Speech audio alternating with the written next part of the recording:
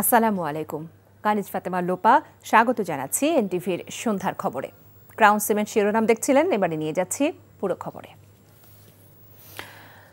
বড় প্রাণহানি থেকে বাঁচল ৭১ জন বিমান আরোহী।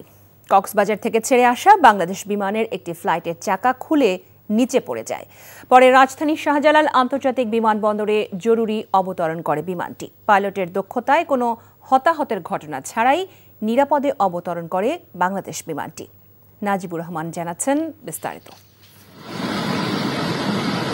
কক্সবাজার থেকে ছেড়ে আসা বিমান টেক অফের সময় পেছনের 4টি চাকার একটি চাকা খুলে পড়ে রানওয়েতে।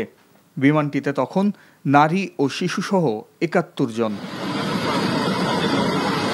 জরুরি অবতরণের সিদ্ধান্ত নেন পাইলট ক্যাপ্টেন জামিল বিল্লাহ। ঢাকার শাহজালাল আন্তর্জাতিক বিমানবন্দরে অবতরণের আগে ঝুঁকি বিবেচনায় ফায়ার সার্ভিস সহ সব ধরনের প্রস্তুতি সম্পন্ন করে ব্যবিচক। পাইলটের দক্ষতায় বিমানের পেছনের একটি চাকা ছাড়াই বাংলাদেশ বিমানের BG436 ফ্লাইটটি নিরাপদে অবতরণ করে। এতে বড় প্রাণহানি থেকে বেঁচে যান ৭১ জন বিমানযাত্রী। এমন চাঞ্চল্যকর ঘটনায় তদন্ত কমিটি গঠন করার কথা জানিয়েছেন বিমান বাংলাদেশ এয়ারলাইন্স। শুক্রবার সংবাদ মাধ্যমে পাঠানো এক বিজ্ঞপ্তিতে এ তথ্য জানায় তারা। Najibur Rahman, NTV news, Dhaka. ৭০% আবাসন ভাতা বাজেটে বরাদ্দ বাড়ানো এবং সব প্রকল্পে অগ্রাধিকার দেওয়ার দাবিতে এবার অনশনে জগন্নাথ বিশ্ববিদ্যালয়ের শিক্ষার্থীরা। দাবি আদায়ে তৃতীয় দিনের মতো আন্দোলন চলছে। সরকারের কাছ থেকে সুস্পষ্ট ঘোষণা ছাড়া রাজপথ থেকে ক্যাম্পাসে ফিরে না যাবার কঠোর হুঁশিয়ারি দেন শিক্ষার্থীরা। আপেল শাহরিয়ারের রিপোর্ট। আবাসন ব্যবস্থা নিশ্চিত সহ 4 দফা দাবিতে আজও রাজধানীর কাকরাইল মোড়ে অবস্থান নিয়ে বিক্ষোভ করছে জগন্নাথ বিশ্ববিদ্যালয়ের শিক্ষক ও শিক্ষার্থীরা। ঢাকা মহানগর পুলিশের 144 ধারা উপেক্ষা করেই সমাবেশ করা হয়। অংশ নেন বর্তমান ও সাবেক শিক্ষক শিক্ষার্থীরা। আমি মনে করি যে এর পিছনে বড় একটা কারণ হচ্ছে দাবি সিন্ডিকেট। আমাদের যে যৌক্তিক দাবিগুলো এগুলো মানতে পারতেছে না। আমরা এই পুরো পরিকল্পনাবদ্ধ হয়েছি যে আমরা দাবি আদায় না করে ফিরবো না। পূর্ব ঘোষিত কর্মসূচির অংশ হিসেবে বাদ জুমা অনশন কর্মসূচি শুরু হয়।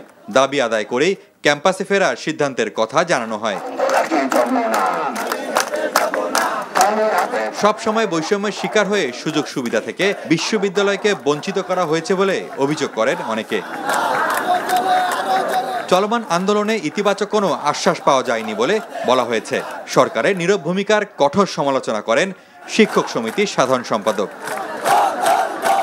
আমাদের দাবি পূর্ণাঙ্গ রূপে মানতে হবে, অথবা বাংলাদেশের ইতিহাসে এই কাকরাইল মোড় আরেকটি জন দাবি বাস্তবায়নের কেন্দ্রে পরিণত। আমরা এখান থেকে এক চুল পরিমাণ সরব না। আমাদের উপর যদি যে কোনো রকমের যদি স্টিম রুলার চালানোর প্রচেষ্টা করে, তাহলে আমরা সেটাকে রুখে দেব। মৎস্য ভবন থেকে কাকরাইল মোড় বন্ধ করে চলছে আন্দোলন। দাবি মানা না হওয়া পর্যন্ত রাজপথ না ছাড়ার ঘোষণা দেন বিক্ষুব্ধরা। অনাকাঙ্ক্ষিত ঘটনা এড়াতে আইন শৃঙ্খলা রক্ষাকারী বাহিনী সতর্ক অবস্থানে রয়েছেন। Apple Shahriar, NTV news, Dhaka. Dhaka বিশ্ববিদ্যালয়ের শিক্ষা ও গবেষণা ইনস্টিটিউটের শিক্ষার্থী ও ছাত্রদল নেতা শাহরিয়ার আলম সাম্য হত্যায় জড়িত সব আসামিকে গ্রেফতারে 48 ঘণ্টার আলটিমেটাম দিয়েছেন শিক্ষার্থীরা। সকালে সাম্যের হত্যাকারীদের গ্রেফতার, নিরাপদ ক্যাম্পাস এবং সোহরাওয়ার্দী উদ্যানকে মাদক মুক্ত করার দাবিতে শাহবাগ থানা ঘেরাও কর্মসূচি থেকে এই আলটিমেটাম তারা দেন। এ সময় আসামিদের গ্রেফতার ও তদন্তে সন্তোষজনক অগ্রগতি না হলে কঠোর কর্মসূচি দেওয়ার হুঁশিয়ারি দেওয়া হয়।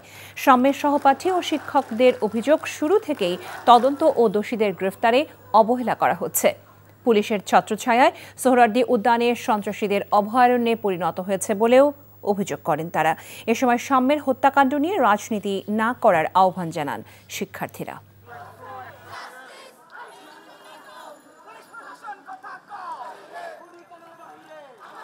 থানার পাশে এত বড় একটা মাদকের সিন্ডিকেট কিভাবে চলে। তো শাহবাগ থানা এই কারণে একটু গড়িমসি করছে আমার মনে হয়, তাদের এই সিন্ডিকেটের সাথে একটা বড় সম্পর্ক আছে। যে খুনি তাকে আমরা আইডেন্টিফাই করে তারপরে আমরা সন্তুষ্ট হব, এর আগে আমরা কখনো সন্তুষ্ট হব না। যাকে তাকে ধরে 12 জন পূরণ করলে আমরা সেটা মেনে নেব না। স্বৈরাচার শেখ হাসিনার 16 বছরের শাসনামলের চিত্র তুলে ধরতে গিয়ে অন্তর্বর্তী সরকারের প্রধান উপদেষ্টা অধ্যাপক ডক্টর মোহাম্মদ ইউনূস বলেছেন, ওই সময়ে অনিয়ম দুর্নীতির বিরামহীন ভূমিকম্পে কেঁপেছে বাংলাদেশ। প্রভাবশালী ব্রিটিশ ম্যাগাজিন দ্য ইকোনমিস্টকে দেওয়া এক সাক্ষাৎকারে এ কথা তিনি বলেন। বৃহস্পতিবার সাক্ষাৎকারটি প্রকাশ করেছে দ্য ইকোনমিস্ট। প্রতিবেদনে বলা হয়, দেশের অন্তর্বর্তীকালীন নেতা হিসেবে বিকল হয়ে পড়া সবকিছু ঠিক করার চেষ্টা করছেন বলে জানিয়েছেন অধ্যাপক ইউনূস। বলেন, বর্তমান সরকার সঠিক পথে রয়েছে, জনগণ তাদের সাথে আছে এবং তারা আশাবাদী। চলমান প্রতিবাদ, বিক্ষোভ এবং সংস্কার এই প্রক্রিয়ারই অংশ বলে উল্লেখ করা হয় প্রতিবেদনে। বিএনপি স্থায়ী কমিটির সদস্য সালাউদ্দিন আহমেদ বলেছেন, ঐক্যমতের ভিত্তিতে জাতীয় সরকার গঠন করে 31 দফা বাস্তবায়ন করা হবে। আর আগামী ডিসেম্বরের মধ্যে জাতীয় নির্বাচনের দাবি জানিয়েছেন বিএনপির স্থায়ী কমিটির আরেক সদস্য নজরুল ইসলাম খান। তিনি প্রশ্ন রেখে বলেন, যারা এর বিরোধিতা করছেন তারা কোন যুক্তিতে এটা করছেন, কার জন্য করছেন। ইফতেখারের রিপোর্ট। শুক্রবার খুলনা প্রেস ক্লাব মিলনায়তনে বিভাগীয় তারুণ্যের সেমিনারে সালাউদ্দিন আহমেদ বলেন, আগামীতে সংবিধানের গণতান্ত্রিক সংস্কারের মধ্য দিয়ে রাষ্ট্রের ও জনগণের অর্থনৈতিক মুক্তি নিয়ে আসা বিএনপির উদ্দেশ্য। গণতান্ত্রিক সংস্কারের মধ্য দিয়ে রাষ্ট্রের অর্থনৈতিক, জনগণের অর্থনৈতিক মুক্তি আনয়ন, এটা আমাদের উদ্দেশ্য।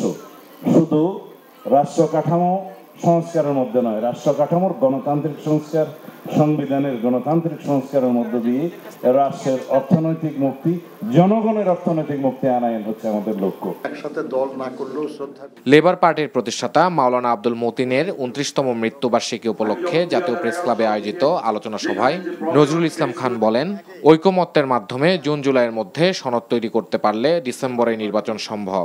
আমরা বলেছি ডিসেম্বরের মধ্যে নির্বাচনটা হোক। আমি বলতে চাই, যারা এটার বিরোধিতা করছেন তারা শুধু বলুন যে কোন যুক্তিতে ডিসেম্বরের পরে করতে হবে নির্বাচন, কারণটা কি? নির্বাচন কমিশন বলেছে যে জুন মাসের মধ্যে তারা জাতীয় নির্বাচন অনুষ্ঠানের সব প্রস্তুতি সম্পন্ন করতে পারবে, এই জুন মাসের মধ্যে। তাহলে নির্বাচন কমিশনের ডিসেম্বরের মধ্যে নির্বাচন করতে কোনো অসুবিধা নাই। বর্তমান পরিস্থিতিতে কেউ কারো প্রতিপক্ষ নয় মন্তব্য করে তিনি বলেন, কারো দল গোছানোর জন্য জনগণের ভোটাধিকার বিলম্বিত হতে পারে না। Iftekhar Reza, NTV news, Dhaka. যারা অগোচরে প্রশংসা করে তারাই ভালো ও শ্রেষ্ঠ মানুষ বলে মন্তব্য করেছেন জামায়াতে ইসলামীর আমির ডাক্তার শফিকুর রহমান। বিশিষ্ট শিক্ষাবিদ, লেখক, গবেষক ও সাংস্কৃতিক ব্যক্তিত্ব ডক্টর আজম ওবায়দুল্লাহ স্মরণে রাজধানী বেইলি রোডে গার্লস গাইড অ্যাসোসিয়েশন হলে দেশীয় সাংস্কৃতিক সংসদ আয়োজিত আলোচনা সভা ও দোয়া মাহফিলে একথা তিনি বলেন। পরিশ্রম ও সততায় আজম ওবায়দুল্লাহ অনুকরণীয় ব্যক্তিত্ব মন্তব্য করে ইসলামিক সংস্কৃতি ও বুদ্ধিভিত্তিক অঙ্গনে তার অভাব অপূরণীয় বলে উল্লেখ করেন ডক্টর শফিকুর রহমান। বিশিষ্ট কবি আল মুজাহিদের সভাপতিত্বে অনুষ্ঠানে বক্তব্য দেন জামায়াত ইসলামী ঢাকা মহানগরী দক্ষিণের আমির নুরুল ইসলাম বুলবুল, উত্তরের আমির মোহাম্মদ সেলিম উদ্দিন ও সাংস্কৃতিক ব্যক্তিরা। বাজারে নতুন চাল আসতে শুরু করায় কমতে শুরু করেছে আটাসহ নতুন চালের দাম। বাজারে ভোজ্য তেলের সরবরাহও স্বাভাবিক রয়েছে, তবে সপ্তাহের ব্যবধানে কিছুটা বেড়েছে ডিম ও মাংসের দাম, বাড়তি সবজির দামও। আবার কম সরবরাহের অজুহাতে প্রায় সব ধরনের মাছের দামই চড়া। আরাফাত ইসলামের রিপোর্ট। বাজারে নতুন চাল আসলে দাম কমবে, এমন আশার পালে হাওয়া লেগেছে এ সপ্তাহে। নতুন চাল বাজারে আসায় কমতে শুরু করেছে দাম, তবে তা নতুন চালের ক্ষেত্রেই। আগের বাড়তি দামেই পুরনো চাল বিক্রি হচ্ছে।